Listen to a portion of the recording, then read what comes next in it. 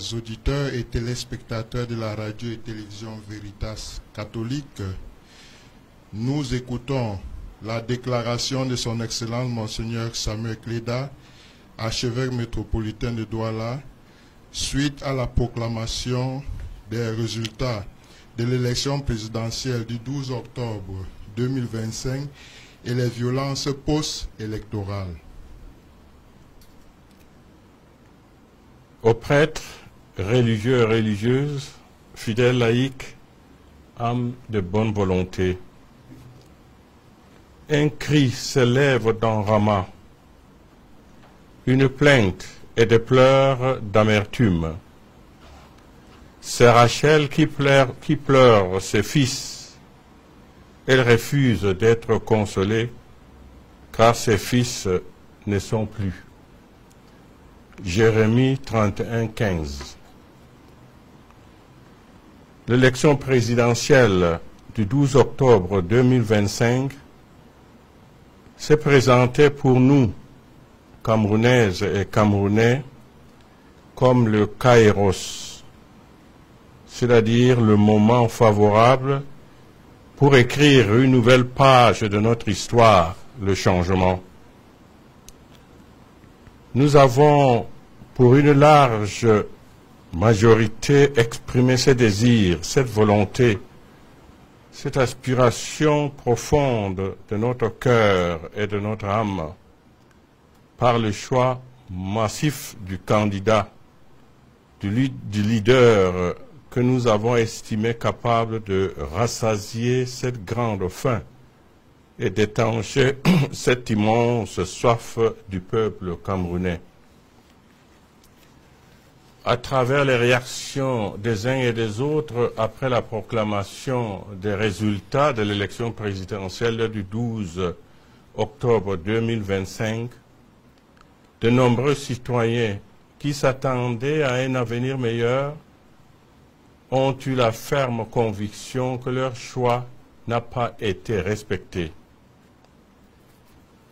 Il a été méprisé et pire encore ignoré. Aujourd'hui, leur déception est immense.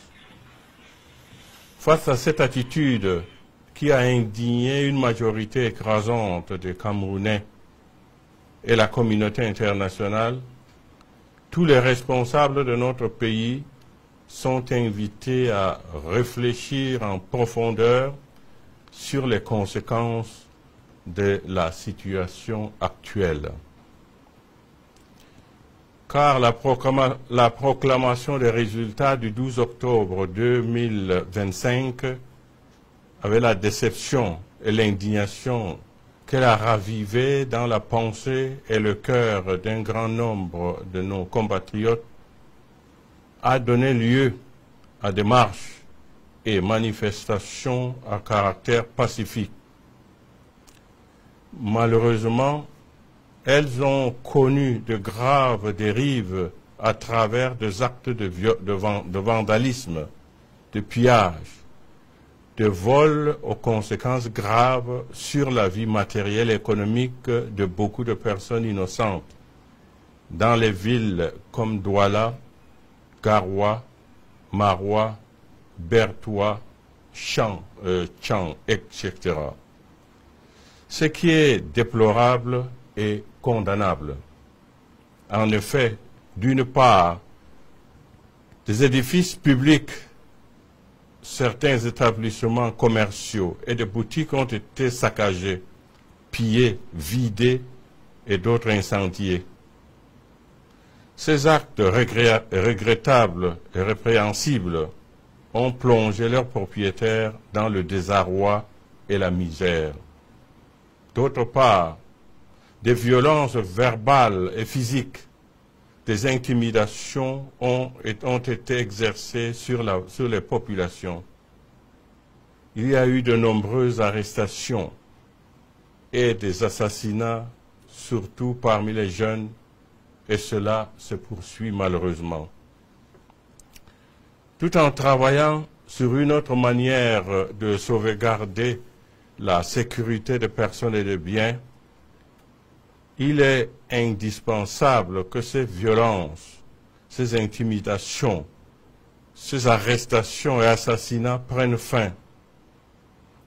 Le Cameroun ne devrait pas être une terre d'affrontement permanent entre le pouvoir et le peuple après chaque élection présidentielle. La démocratie ne s'accommode pas des coups de canon, des menaces, des arrestations arbitraires et des intimidations des citoyens qui ont une pensée contraire. On n'organise pas une élection pour tuer les citoyens. On ne gouverne pas un peuple avec les armes. Aucun gouvernement au monde ne peut gouverner sans peuple. Le gouvernement est au service du peuple. Et il a pour devoir de l'aimer et de répondre à ses aspirations légitimes et profondes, comme le recommande l'apôtre Pierre. Soyez les pasteurs du troupeau de Dieu qui se trouve chez vous.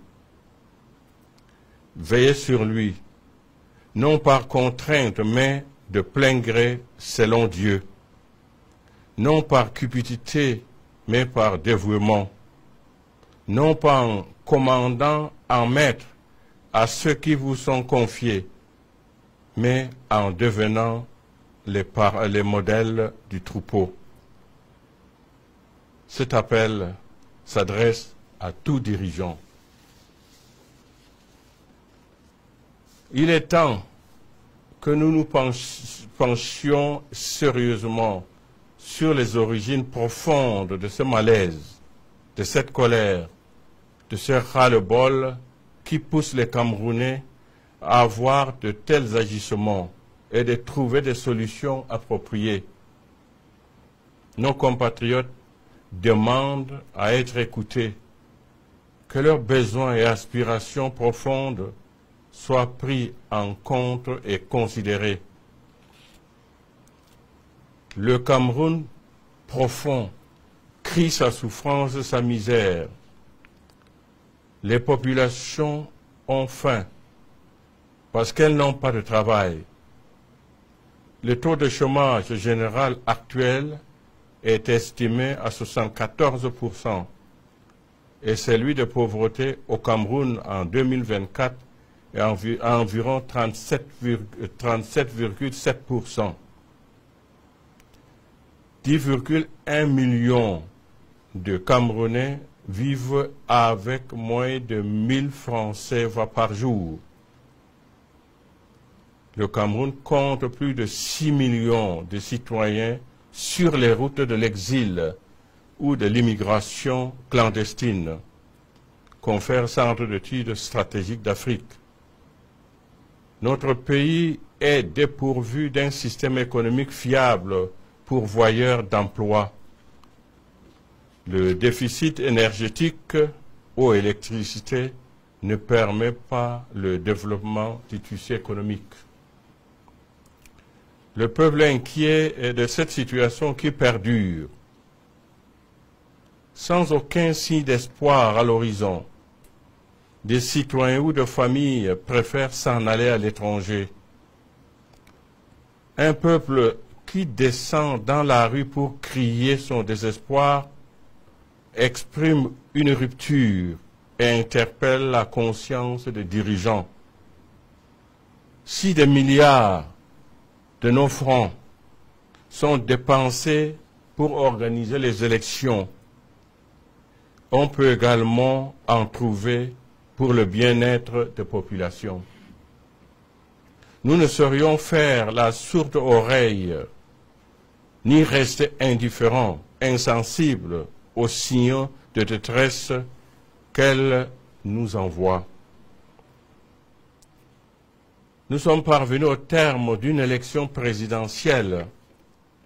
Pouvons-nous oser espérer une amélioration réelle, significative, et effective des conditions de vie des Camerounais par rapport à la situation actuelle.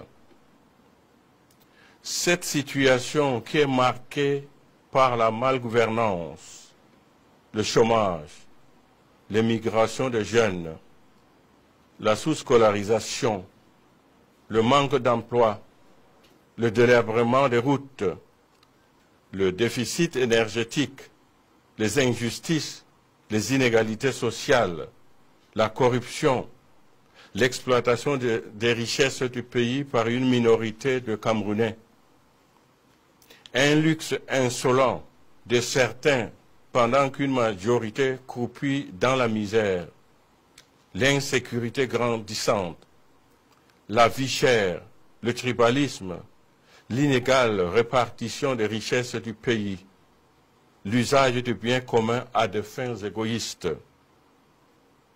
Tout cela entraîne un climat social tendu et délétère.